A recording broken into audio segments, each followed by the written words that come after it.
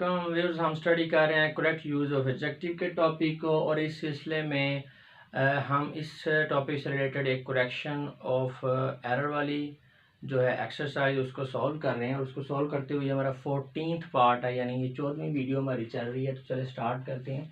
Nida has less books than Alia.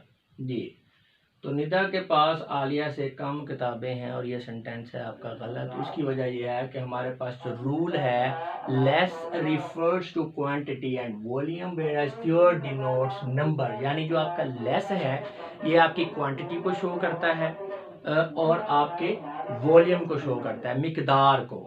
और जो fewer है ये यूज शो करता है नंबर। नंबर का मतलब क्या होता है? अदद, यानी जिस चीज़ को आप गिन सकें, शुमार कर सकें, काउंट कर सकें, यानी 1 2 3 4 5 6 10 12 14 हज़ार 2000 4000 लाख, जिस चीज़ को आप गिन सकते हैं, शुमार कर सकते हैं, काउंट कर सकते हैं, तो उसके लिए आपने फ्यूअर यूज़ करना है, यानी नंबर के लिए यूज़ होता है। और जिसको आप गिन नहीं सकते, जिसको शुमार नहीं कर सकते, जैसे मिल्क है, वाटर है, और भी इस तरह की चीज़ें हैं, तो उसके लिए जैसे ब्यूटी है, तो ब्यूटी को गिना नहीं जा सकता।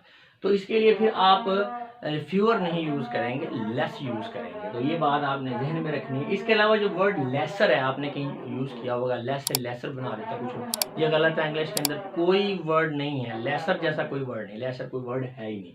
ठीक है, तो ये जी हमारा रूल है। तो अब इस रूल की रोशनी में हम इन सेंटेंस को करेक्ट करते हैं। नीदा हैज़ लेस बुक्स। अब जो बुक्स हैं गिनी जा सकती हैं, 2 3 4 5 6 10 12 20, तो लेस नहीं होगा, फ्यूअर होगा। Nida has fewer books than Alia. This jug has fewer milk than she needs. जी, मिल्क जो है इसको गिना नहीं जा सकता, तो फ्यूअर इसका मतलब है गलत लग गया। This jug has less milk than she needs. जी, no less than 40 person were present in the farewell. 40 person इनको गिना हुआ है, तादाद बताई हुआ है, तो लेस नहीं यूज होगा। फिर no fewer than 40 person were present in the farewell. ये अक्सर ही गलतियां करते हैं स्टूडेंट्स ना। अब ये फ्यूअर मिल्क या नो लेस देन 40%, ये जिनको ग्रामर का नहीं पता उनको ये ठीक ही लग रहे होते हैं सेंटेंसेस, लेकिन ये गलत है। They do not sell fewer than 50 kilogram of sugar.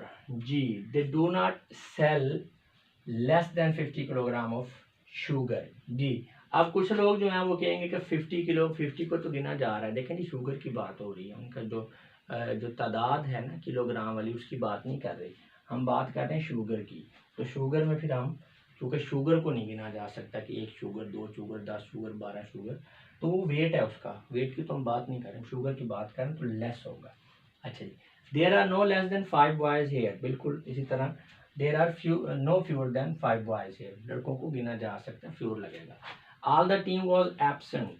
जी, तो ये तो मोस्टली लोगों को ये ठीक लग रहा होता है, लेकिन ये गलत है। The whole team was absent. All जो है ये नंबर के लिए होता है, और होल जो है ये होल जो है क्वांटिटी के लिए होता है।